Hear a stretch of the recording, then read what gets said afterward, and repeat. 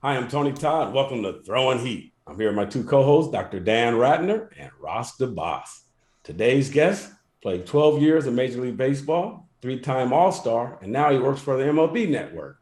Let's bring to the show my buddy, Mr. Sean Casey. What's up, what's Sean? what's up, Tone? How you doing, man? What's up, fellas? Ross, Danny, how you guys doing? Good Doing to see well. you, man. Thanks Doing for coming great. on. Doing great, man. I just love this time of year of baseball, man, because you know what? You know why? It's All-Star time. No, it's draft week, baby. It's draft week. I love it. Hey, Yes. the draft is going on. I watched it all day yesterday. It'll be on today on MLB Network and tomorrow. And I just love watching it every year. So I want to bring you back to your draft day back in 1995. Do you remember that? Oh my God, like it was yesterday, bro.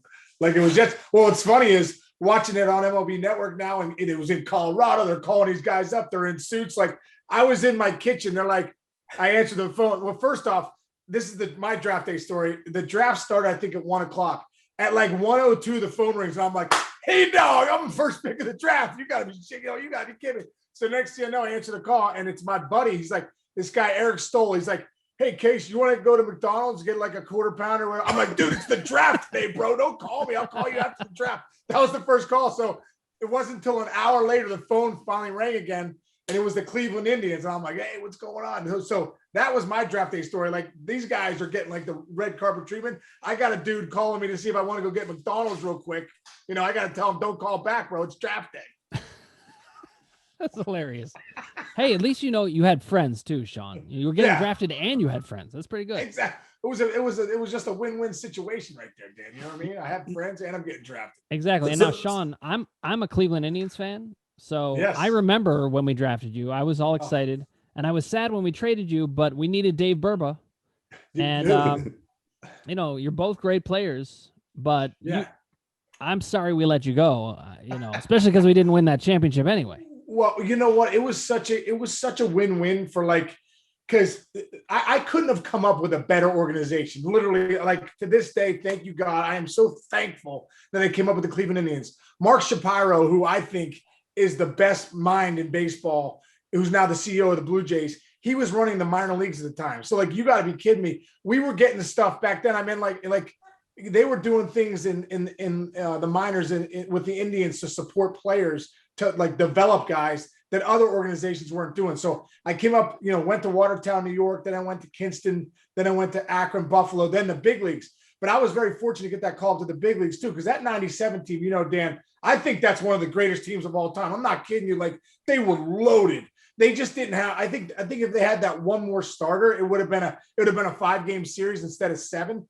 But getting traded for me was great because I was sitting behind a guy named Jim Thome who just signed for like a 5-year deal, and they got a statue of him.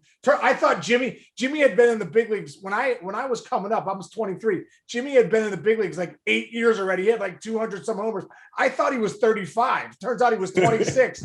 I'm like, oh my God, Jim Thome's only 3 years older than me. So it was a great situation, and Dave Burba did well for you guys too. So it was a good trade for both teams. so what did you do with that? What did you do with that second round money that you were given? Oh my God, that's great. Well, it's funny because on the call, when I was talking to Jay Robertson, Jay Robertson called me on draft day. He was like, "Hey, Case," he's like, "Congratulations, Jay Robertson. We've taken the Indians, we've taken you. We're so excited." So I'm on the call, and Tone, I'm just excited that I'm drafted. I don't even care if it's the 40th round, but I'm like, "Oh man, thank you so much, so great, blah blah blah." And my mom's in the background going, "What round? What round?" I'm like, "Hey, what round did I get drafted?" And the guy's like, Jay Robertson's like, "Second round." I'm like, "Second round." My mom's like, "How much money's that?" I'm like, "What? We can't worry about the money right now. We just got drafted by the Indians." So I'm like, "How much money?" Oh, no, I didn't say how much money is that because obviously it didn't happen yet. So anyway, after freaking beating Jay Robertson down a little bit, and John Hart and those those cheapos, back in the day, because obviously they're trying to save a buck and we're trying to make a buck. It was 223 grand because they didn't want to get to 225. So I'm like, dude, my dad's making 33 grand a year as a chemical salesman growing up. We're skipping Christmas presents some year. I'm like, I am the freaking richest guy in the world, and I'm set for life, right? So I'm like, oh, that's what I thought. So I'm like, oh, good. So I call my sister Beth. I'm like, "Beth, I'm buying you a car." She's like, "Oh, you're the greatest." So I bought 2 Honda Accords, stick shift to save a couple bucks, right? They were like 18 grand each or something. It was like 36 grand for 2 Honda Accords.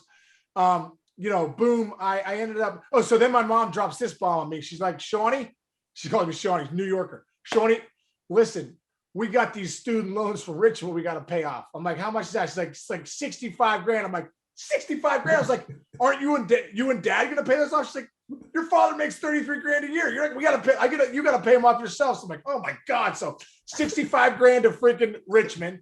Half of it went to Uncle Sam. 2 Hondo Accords later, I got like 12 grand left. I'm like, I only have 12 grand left. I thought I was the richest guy in the world. I only have $12,000 left. I'm like, what the hell is going on here? And my dad, never forget, my dad puts his arm around me. He's like, hey man, you better make the big leagues. Hopefully you make the big leagues. You can make that big money. I'm like, oh my God. I just went from being the richest guy in the world.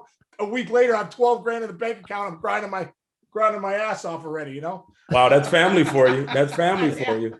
But you got to understand, I mean, your mom did raise you and your dad raised you. It was just time for you to give back, brother. So it is true. That's imperative. True. I paid off their mortgage a few years back, and I was just so grateful for that. Like, hey, thanks for putting up with the craziness. Here, let me pay off your mortgage. You know what I mean? That's awesome. That's Sean, as you know, I don't know if you do know, I'm a big Reds fan. Grew up being a Reds fan ever since my family's from Cincinnati. I just went back a couple months ago, actually. I miss they're from Amberley Village. Okay. Not too far from Deer Park and Indian Hills and all that, Amberley Village.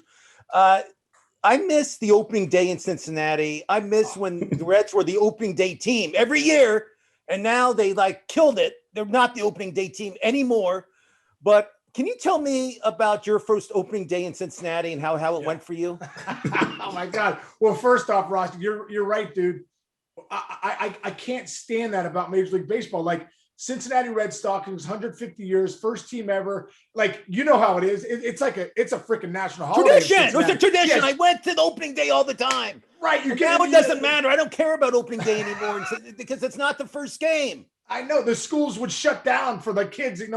Parents would bring everybody. It was unbelievable. We loved it as players too, because we're like, man, the tradition's always there. So it's a bummer now, and I hope they bring that back. But my first opening day was weird because Dan was rooting for the Indians, and next thing you know, I'm a freaking Red, and Dave Burba's heading to the Indians, and you're like, and Rossi, you're probably like, who the hell is this Sean Casey guy? We just traded our #1 starter for freaking some prospect from the Indians, right? So I roll in. That's a whirlwind time. Love Jim. Thankful for Jim Bowden, because Jim Bowden, had enough, gumption to be like, hey, we're going to trade our opening day starter 14 hours for open day. See how that goes.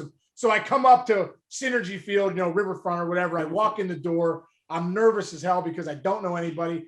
And I walk in. The first guy I see is Johnny Bench. And he's like, no. First guy I see is a naked Pete Harnish. Oh. And if you know Pete Harnish, not the best body in the big leagues he's ever seen, kind of. You must have been scarred for life. Just seeing him naked was scarring. I'm like, where are we here? And the team was already on the field for batting practice. So, Harnish was a pitcher. So he comes, I see him, I walk in the door and I see him to my right, and he's walking up and he's like, hey, has anyone seen my toothbrush? Has anyone seen my toothbrush? And he just keeps going. And I'm like, has anyone seen this guy's toothbrush? And as he walks past me, it's his toothbrush sticking out his butt. And I'm like, hey, it's in your butt, bro. Your toothbrush is taking out your butt. So he keeps walking. I'm like, that's unbelievable. As he walks past, Johnny Bench appears, and he's freaking in the locker across the way. He's like, hey, man. And I was about to introduce myself because I'm like, oh my God, it's Johnny Bench, baseball bunch. I'm so nervous. Greatest catcher of all time. Big Red Machine. He's like, hey, you're late. You're late for the season. I'm like, he's like, get outside for batting practice. I'm just like, oh. I just saw a Harnish walk by with a toothbrush in his butt. I got Johnny Bench telling me I'm late for the season. Like, seriously, hot flashes are coming over me. I'm like, this is unbelievable. So I go change really quick, and I run outside, and next thing you know, I knew Aaron Boone was the only guy I knew. I went up and he came over and introduced himself. A couple guys did, but yeah, those first two encounters were still scarring to this day, Rossi. You know what I mean? I would think so. I mean, it's your first day. You're gonna have nerves anyway, without the legend Johnny Bench chewing you out. Exactly, and the image of a toothbrush in some guy's butt also. Oh, that's great. And here's another image of Pete Harnish. One of the funniest, probably the funniest teammate I ever had. Every game, every day after the game, obviously you're showering with everybody, but he'd get in a full handstand on the wall to clean where the toothbrush was. This is so funny. It was it's so funny. The image of Pete Harnish on a handstand cleaning, it's unbelievable. Wow. I'm gonna have problems going to sleep tonight. I know, Sean. I'd say it's nightmarish. It's nightmarish. So Sean, I just received a text right now from our friend, Mr. Charlie Sheen. I'll pick that name up later. He wants to know, he has a question for you. Yes. He says, ask Sean Casey about the 319-foot home run he hit to left field at Dodger Stadium his rookie year. Not even a wall scraper, more like a rail scraper, he says. Oh, I love Charlie. You know the greatest thing about Charlie?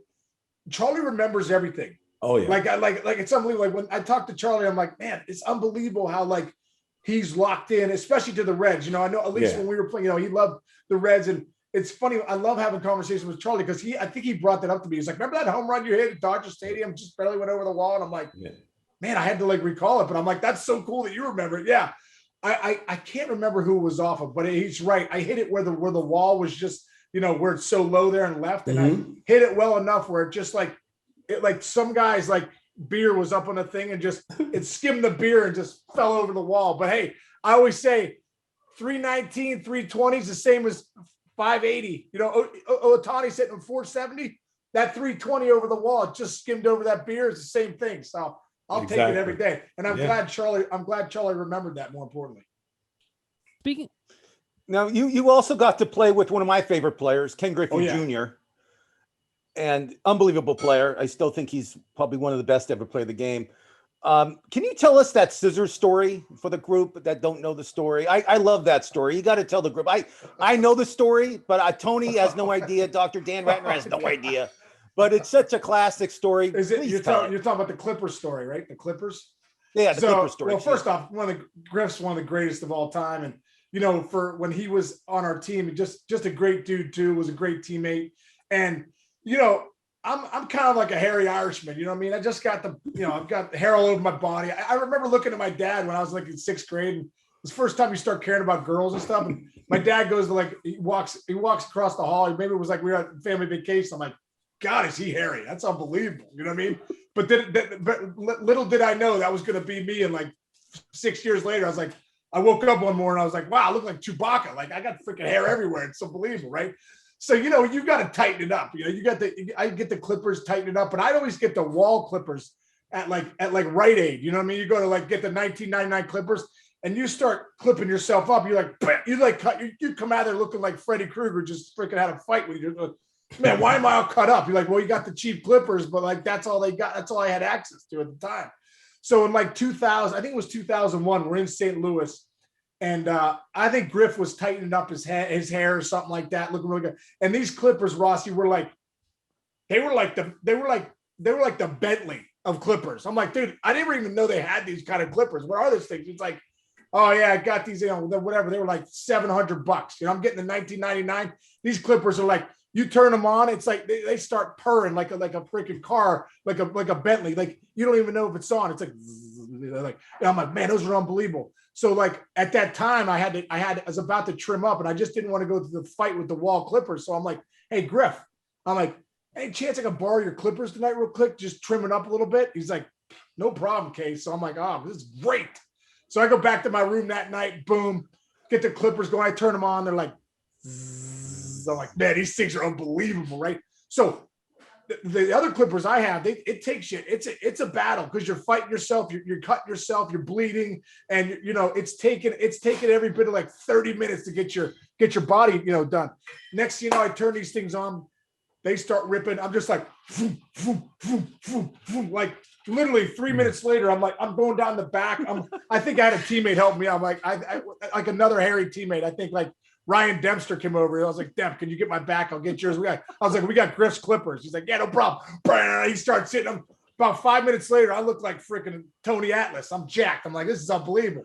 So, and you know, every once in a while, you got to trim up the other areas too. You know, you just got to make sure you keep it tight. So boom, you know, I was like, I might as well. It's going to take 5 seconds instead of, I'm not going to cut myself. These things are non-cuttable. So just, I just clean it up. Boom. Wait. Hold on. I have to jump in for a second. Are you telling me you're trimming with Ken Griffey Jr.'s clippers? And you're trimming your nether parts, and you didn't have a second thought? Like, I'd be like, how am I going to hand this back to Ken Griffey Jr.? No, the only thought I had was, I'm so grateful that Griff let me borrow these things. This is unbelievable. That's the only thought I had. I didn't put two and two together. So the next day, I'm like, I take my shirt off. He's like, Case, looking good. I was like, Griff, dude, thank you so much, bro. This is you're a great teammate. You know what I mean? I'm looking for great teammates. Junior's a great teammate. I go, appreciate it, bro. So I hand him the Clippers. Boom, boom, boom.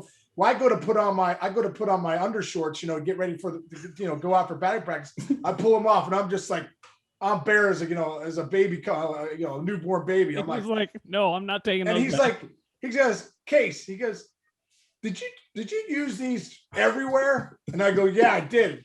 Is that cool? He goes, you can have them, man. You just keep them. So I'm like, oh, thank you. I still have them upstairs. I think they're not in the best shape, but I was like, hey, if Junior gives you Clippers 20 years ago, you got to keep those as as a memorabilia. Yeah, you could sell those on eBay, I'm sure. Oh, there's no doubt I could sell them on eBay for like $50. You just market them as like Ken. He has to sign them though. He should sign the Clippers for you. I think. No, I'm gonna get him to sign them. And you know what? The other thing, I'm so pissed at myself because I was like doing it. I was trimming myself one time in the shower, and back in the day, you can't get those wet, and they freaking rusted. So I think they're upstairs with rust on them, but I haven't used them in a while. That's not the worst, Sean. That's not the worst thing they've had on them. It's true. It's true. It's true. And you just brought up memorabilia. I love your stuff in the back, but I hear that you have ownership in a sports card shop. Why did you decide to open a card store? Did you always collect? Did you always collect baseball cards? I always collected. As a matter of fact, that's why I have such a collection, because I always felt like I was still a fan in the big leagues. I'm like, man, when's this going to end? I think when I first got up there, I was like, when are they going to send me down? I got to collect as many balls and bats as possible. I'm holding guys on like, hey, bro, you send a ball over? Hey, bro, you send a bat over? That'd be great. So I got this unbelievable collection because I was like, boy, I don't know. But I used to collect cards back in the day. Like, I remember the Green Tree Marriott here in Pittsburgh. We were 15 years old. We'd pay $100 to set up a table there and sell cards. And, just such a cool time. And then, the card industry is in such a great place that, I ended up opening up a card shop called Goldline Collectibles. Oh, and, nice. A friend of mine runs it. We're up in Newfoundland, New Jersey. So like when I go up to the network, sometimes I go up there. But yeah, it's such a big deal. But I think it's just fun. It's just a fun industry. Yeah. It's doing really well, and I'm just kind of enjoying getting back in the mix. So what's your favorite card in your collection, or your most valuable card? Man, well, my most valuable card, dude, like my cards now, the ones that I had back in the day, my most valuable card, like the Ken Griffey Jr. Upper Deck, 89 Upper Deck. I mean, that's what I have a bunch of those. Yeah. That's like the coolest card ever. I mean, Sean, my favorite card, I'll tell you what it is, and then you can tell me yours. I have the 1963 Rookie Rose. And it's a 10. It's not like a 9. It's a 10. No way. That's and what's so that worth? What's I have that it. worth, Rossi? I probably six. I won't sell my cards. I pretend I will, but I single-handedly watched the greatest collection be collected right next to my locker. Dimitri Young, I think when we started making some money, I want to say 2002, 2003, something like that. He was getting nothing but Gem Mint 10. So Gem Mint 10, Aaron. Gem Mint 10, Aaron rookie. Gem Mint 10, Gem Mint 10, Willie Mays. Clemente. Dude, you've never. It was a $4.5 million collection. Something ridiculous. Wow. Oh, it was unbelievable. And they just kept. And it was so cool because they would come in the mail and I would just be like, Train, what do we got today, bro? And he's like, oh, let's see what we got. He'd be like, oh, we got a Gem Mint 10 Mickey Mantle. I'm like, you got to be kidding me. This is unbelievable. So I watched literally one of the greatest collections ever. Like, he no doubt probably had a Gem Mint 10. He had the who's who. He had every great card out there. John, this is taking it in a totally different direction, but Ross and I are big fantasy sports guys. Tony doesn't know what we're talking about. He has no idea about that. But are you a fantasy sports guy? Do you play fantasy baseball? Not fantasy baseball, but I play fantasy football a little bit. We've had the same Cincinnati Reds guys since '99. As a matter of fact, Pete Harnish is our commissioner still. Oh, so wow. It's like it's the naked guy. Great. That's all you want. No toothbrushes allowed. Yeah. It's like me, Harnish, Hal Morris, Adam Dunn, Austin Kern. We call it the former Reds League. Aaron Boone, Greg Vaughn, Ryan Zimmerman snuck in. I was like, did you play for the Reds? He's like, no, but I like this league. You know what I mean? Matt Clement. It's like Ryan Zimmerman, Matt Clement, and I think like Eric Hinsky are they're like somehow snuck into our league, but we'll take them. They're good players. So we do that every year. We do a waiver wire for football. We do it for every sport. I would love to have you on our waiver wire to talk about which players to pick up. Are you up for that, or are you more of a casual player? You know what, my buddy, the guy that I do it with, this guy Justin Lambert, who's my best friend from college, he's like so ridiculous on fantasy football. He knows the backup, the third string tight end. Bring him on too.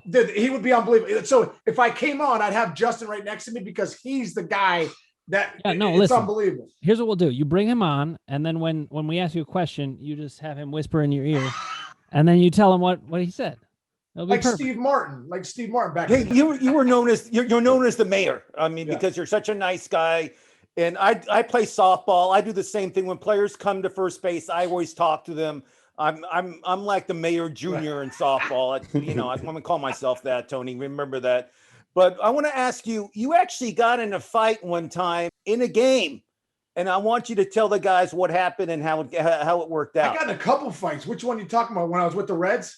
I'm talking about the Coco Crisp. Coco Crisp. Well, Coco Crisp. When I was with the Red Sox and we were playing the Rays, and it was just a close. We were 1-2 in the division, really battling out, and the rivalry was getting good. And Coco in like the second or third inning comes in hard to second base, takes out their second baseman, and they just took, they took it. They were not happy about that, and they started yelling from the dugout. So, whatever. We're jawing back and forth. I don't even know if the bench is cleared there, but it was some bad blood. And I think James Shields, who was starting it there, was probably yelling at Coco. And, you just know something's going on. So here we go. He's next to bat.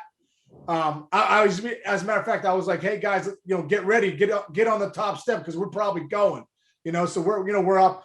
So the first pitch, I believe, is like up and in or something like that. And Coco dodges it. Coco's one of the best athletes going, so he's like the Matrix. So the next pitch is behind him, I believe, or hits him. I can't remember, Rossi. But boom, here comes Coco, and it's freaking on. And here it was like the fastest. Hang on a second. I think. Oh man. Oh, I got the. He's got the props, guys. He has the prop. I got the picture right. The prop right here. I got the picture. I got the picture right here. So like, I come flying out, and there's me right there. Now here's what happens. The crazy thing is Johnny Gomes is bundling Coco Crisp right here. And here comes Alex Cora trying to stop it. Look at Tito. Tito's like, what's going on here? Pedroia, I don't know what Pedroia. He looks like the bat boy, but that's Dustin. He looks like a little child. He won the MVP there right that year. But here's me right there. And I was going to go after Shields, but the Marlo Hale is pulling Shields down. So I end up getting a 3-game suspension. I came in like I was going to punch Shields. I pulled my hand back and I realized there ain't nothing happening here. Shields, DeMarlo Hale has Shields going down. I end up like dropping an elbow like Macho Man Randy Savage onto the mound. I'm like, boom! I was like, I think I hurt myself. I was like, God damn, So whatever. It gets cleaned up, and you remember when Coco comes out, Shields throws a haymaker. Well, Coco was like a Gold Glove boxer. He like freaking literally goes Keanu Reeves, like goes Matrix, lays like the punch goes right by Coco, and Coco comes back with a wham, wham, wham. With a combo, come back, right? I come out, Johnny Gomes there. Anyway, I get a 3-game suspension, and I remember I appealed it, and I met with Theo Epstein and Bob Watson, and I said to Bob, what's going on here? Like I went like this, but I kind of dropped. I don't even know what I did. It was like the wimpiest. It was the wimpiest. It was like a forearm. It literally is like if we were in a fight, Rossi and I went like this to you. It was like that. It was like so wimpy. I didn't touch anybody. And Bob Watson told me, he goes, Case, he goes, as soon as you do this, it's 3 games. I go, what? Wow. Even if you don't hit anybody, he goes, yep, this is 3 games. So that was my story on that. 3 games for 3 games for nothing. All right. So Case, I have a question from another big fan of yours. By the name of David Real. He wants to know, when you go back to Cincinnati, what restaurants are your favorite to eat at? Oh, man. Well, you know what? The Montgomery Inn is just one of the best places because the ribs there are unbelievable. Like, hold on. Are they better than Waltz? Have you been to Waltz in Kentucky? Oh my God, I've never been to Waltz. I hate to say. Oh, you idiot! What do you do? You played there that many years. When I was a kid, Casey, I used to go there on Sunday night. Joe Morgan, Johnny Bench, Jack Billingham, Gary Nolan, all the Reds were there eating because it was the best place in town. I mean, ever since then, they redid the place. Wood pit barbecue outside cooking the ribs for you. You've never been there, which is should be ashamed of yourself. It's outside. It's right over the bridge. It's like 5 minutes from the stadium. Suck.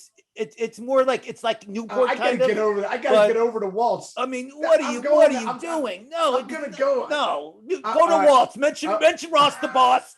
They'll take care of you there. Listen, I'm going to go to one of these restaurants soon, but I'm sorry to steer us away from Cincinnati. Wait. One more. One more. I think Carlo and Johnny's is one of the best steakhouses in the country. Carlo and Johnny's. Jeff Ruby owns it. It's up in Montgomery, I think. At Mason. It's up in Mason. Carlo and Johnny's. And then you got to go and Skyline. You got to get Skyline 5-way, 2 conies, side of chili, dump it on. Heart attack waiting to happen. We need to all go together at some point. I'm calling it right now. Skyline, I'm an expert. I love Skyline. My daughter goes to Miami of Ohio, and I went to. The reason she goes there is because the Skyline's actually in Oxford, Ohio. So that's one of the reasons I told her to go there, so I can go to Skyline. Sure. That's a real thing. I'm going to ask something that's not about chili dogs, and I apologize, but I want to know about the current state of the game, because you hit 300, over 300 for your career, 302, which is extremely impressive. But like today, what's the league average? It's like 230, 235, something. I mean, crazy. What do you think about that? I mean, it's not a great brand when the 3 true outcomes, are 33% of the game, when you're punching out, when you're walking, you know what I mean? I just think it's not good for the game to just, have that happen. So I think it's gonna change over at some point. I mean, I think the bottom line is guys need to put the ball and play more. Like, it's not a fun game when you're getting a few guys that are striking out close to 200 times, a year. So, but I just think that there's more emphasis on power. There's more emphasis to say, hey, hit 35 home runs, but hit 220 and have a close to an 800 OPS, and you're valuable. I think back when I was playing, it was like if you hit 240, you're out. Like, you're in the minors. Like, right. I remember there was a guy named Mike Hessman. Mike Hessman would go to the minors and hit 35, 40 homers every year, and he hit 230, but they never call him up. If Mike Hessman were playing now, Mike Hessman would have made $15 million a year, because he can hit you 230 with 35 to 40 homers. It's just a different Joey Gallo. Yeah, it's Joey Gallo, but Joey Gallo's obviously this year's having a good year. He's hitting 230, 240. I think the big thing about Gallo is what he gets on base. He's got that 900 something OPS. So that's a big deal. But yeah, I think the game's just changed. I mean, going back, somebody was saying, like, Dave Kingman and Rob Deere, would you think they're some of the best players to ever play? No. But the funny thing is, Dave Kingman and Rob Deere's numbers would be very valuable in this day and age. So they were both really good players, but I'm saying they would be really valued the way they look at analytics now and everything. So one thing I love about the game, there's so many good players, young players. When you're looking at Tatis, when you're looking at Vlad Guerrero Jr., when you're looking at Acuna, Ohtani. There's some really talented players. For me, it's fun to watch. Go back to Ohtani real quick. Did you ever think in our lifetime we would see a player like be eligible to win the MVP and the Cy Young in the same year? Which is, I never thought we'd ever see this in my life, and this guy's actually doing it right now. What's your take on Ohtani? Greg Amsinger, I thought, said it the best the other day on MLB Network. He was like, before the Wright brothers got the plane up in the air, like, we're flying. Like, Ohtani is, hey, we're flying. Like, we've never seen this before. Like, we never thought this guy could do it. And I think, Rossi, that he's going to open up doors for other people to do this. Like, oh no, because how many guys have you guys played with? The best player on the team's the best hitter and the best pitcher. But as soon as they get in the Pro Bowl, they say pick one. I think now, with seeing what Ohtani's doing and the value that has for a guy to do both, I think now you're going to see more players do. I think it's unbelievable what he's doing. I think as fans, we really have to lock in and be like, listen, let's really appreciate what we're seeing here. We've never seen this before. Even go back to Babe Ruth, it was such a different era. In this era, 2021, with the power and the power arm, the power bat, the power speed, it's phenomenal. It's phenomenal. So Case, my last question to you. With a long career on the field and in the TV studio, right? What is more challenging, preparing for a televised MLB network show or preparing for a day game following a night game? A night game? Yeah. You know what, T? I mean, they're both challenging and awesome, but I'd have to say playing was just very hard. It was just it was the playing every day and having to entertain and get ready to go a day game after a night game. It's a lot mentally. So I'd say it's easier preparing for an MLB Network show because I don't have to worry about punching out with the bases loaded to end the game, Well, I just want to say thank you for coming on Throwing Heat, man. This was a pleasure. This was a pleasure having you on here, man. And I appreciate it, guys. Sean, thank you. And I wanted to we have to have you back on. I wanted to talk about Pearl Jam. I'm a huge Pearl Jam fan. I saw him in Boston at Fenway. I saw him at Wrigley Field in Chicago. I've seen him 30 times. I know you're friendly with Eddie Vedder. And also wanted the guys to hear the Jim Leland story. We'll talk about that next time. Yes, we'll do it again. You're such a great guest. Thanks for coming on also. Unbelievable. Thanks Ross. Appreciate it, man. Danny, thanks. Tony T, man. Love you, brother. I'll see you soon. Thanks for having me on.